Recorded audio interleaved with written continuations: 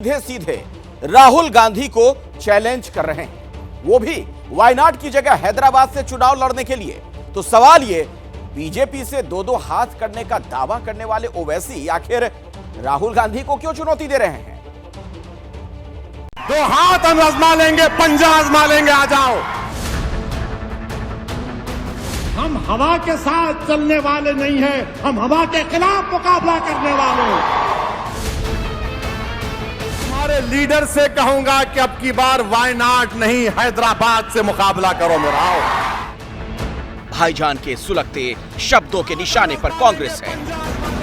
ओवैसी मंच से कांग्रेस राज के अतीत को पुराना पाप ठहरा रहे हैं। यही कांग्रेस थी जब बाबरी मस्जिद को शहीद कर दिया गया था। चुनावी मंच सजने लगा है, बात विपक्षी एकजुटता की हो रही है, लेकिन भाईजान के सुर अलग है। सवाल ये है, आखिर ओवैसी राहुल गांधी को क्यों चैलेंज कर रहे हैं? ओवैसी कांग्रेस पर इतने हमलावर क्यों हैं? मंच बेशक हैदराबाद का था, लेकिन ओवैसी अपनी आवाज पूरे देश के मुसलमानों को सुना रहे थे।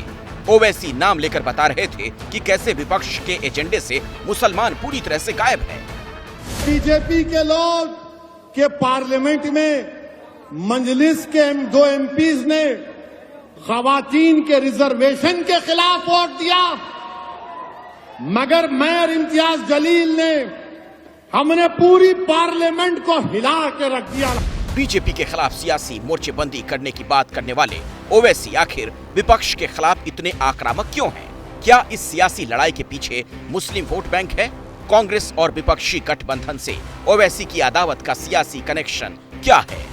राहुल के खिलाफ ओवैसी के गुस्से का पहले कनेक्शन इन तस्वीरों से है। तस्वीर में राहुल गांधी बीएसपी के सांसद कुंवर दानिश अली के साथ हैं। वही दानिश अली जिन्हें लोकसभा में बीजेपी सांसद रामबीर सिंह विधुड़ी ने टारगेट किया था। विधुड़ी के बयान पर हंगामा मचा तो दानिश अली से मिलने उनके घर पहुंच गए राहुल गांधी। संदेश साफ था, नफरत के बाजार में मोहब्बत की दुकान। दानिश अली और राहुल गांधी की बंद कमरे में मुलाकात की तस्वीरों का संदेश पूरे देश के मुसलमानों को था, और इसी वोट बैंक की दावेदारी ओवैसी भी कर रहे हैं। इसीलिए ओवैसी इस मोहब्बत वाली तस्वीर के बराबर में कांग्रेस के पुराने पाप वाली फाइल रख रहे हैं। बताओ कांग्रेसियों, नरसिम्हा राव तुम्हारा पप्पा था या नहीं था, बताओ। हैदराबाद से निकलकर ओवैसी बिहार, महाराष्ट्र, पश्चिम बंगाल, गुजरात और यूपी अपनी पार्टी का विस्तार कर चुके हैं। अब उनकी नजर साल के आखिर में होने वाले विधानसभा चुनाव पर है, जहां मुस्लिम वोट मध्य प्रदेश में 7%, राजस्थान में 9%, तेलंगाना में 13%, छत्तीसगढ़ में 2% है। तेलंगाना को छोड़कर बाकी राज्यों में कांग्रेस मुस्लिम वोटों की अकेली दावेदार है। वहीं ओवैसी अब अपनी दावेदारी भी पेश कर रहे हैं। इसीलिए ओवैसी और कांग्रेस आमने सामने हैं। राजनीति में बहुत जरूरी होता है कि हमें मालूम हो कि हम किससे लड़ रहे हैं। कांग्रेस पार्टी टीआरएस, बीजेपी और एमआईएम के खिलाफ लड़ रही है। ये अपने आप को अलग अलग पार्टियां कहती हैं, मगर ये सारी की सारी एक साथ मिलकर काम कर रही हैं। हमारे लीडर से कहूंगा कि अब की बार वायनाड नहीं, हैदराबाद से मुकाबला करो मेरा। मैं चैलेंज कर रहा हूं, वायनाड क्यों यहाँ, हैदराबाद को आओ। दो हाथ हम आजमा लेंगे, पंजा आजमा लेंगे, आ जाओ। मुस्लिम वोट बैंक को लेकर पहले भी विपक्षी पार्टियों और ओवैसी के बीच जोर आजमाइश रही। ओवैसी जहां जहां चुनाव लड़े उन पर बीजेपी को फायदा पहुंचाने का आरोप लगा। अब फिर ओवैसी विपक्ष के निशाने पर हैं।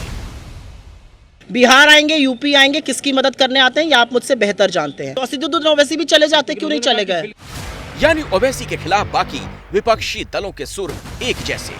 वैसे इस सियासी दुश्मनी का एक सिरा तेलंगाना की सियासत से भी जुड़ा है। तेलंगाना में ओवैसी केसीआर की पार्टी बीआरएस के साथ हैं, और यहाँ कांग्रेस ओवैसी और केसीआर के खिलाफ है। जैसे ही घड़ी का काटा दोपहर 2:30 पे आए, बबीता जी का दिल सास बहू साजिश के लिए मचल जाए। और ये है इनकी बहू, पूरे दिन ऑफिस की टेंशन हो जाए गॉन जब ये करें अपना फेवरेट शो फ्री टाइम पे ऑन। इनकी तरह आप भी देखिए अपना फेवरेट शो अपने टाइम पर, और डाउनलोड कीजिए एबीपी लाइव ऐप अपने स्मार्ट टीवी पर।